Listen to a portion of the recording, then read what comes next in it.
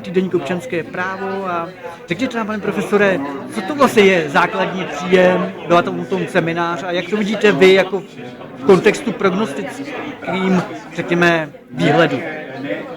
Ak by som to mal povedať veľmi stručne, tak je to civilizačná vymoženosť, ktorá nám vlastne hovorí, že každý človek má svoju hodnotu, má právo na ľudskú dôstojnosť a toto jeho právo by sa malo prejaviť aj v materiálnej oblasti, teda tak v oblasti zabezpečenia prostriedkov pre život, ako aj potom jeho ďalšieho rozvoja.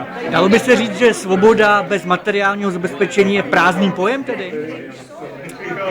No, ako môže uplatniť svoju slobodu pohybu a cestovania bezdomovec pod mostom?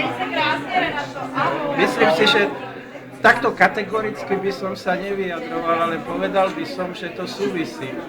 Že nestačí mať negatívnu slobodu, ale musí mať aj tú pozitívnu slobodu, čiže podmienky na to, aby som mohol konať slobodne. A bratři na Slovensku také se zapojili do aktivity za základní příjem? My sme mali podobný seminár tesne pred prázdninami 1. júla.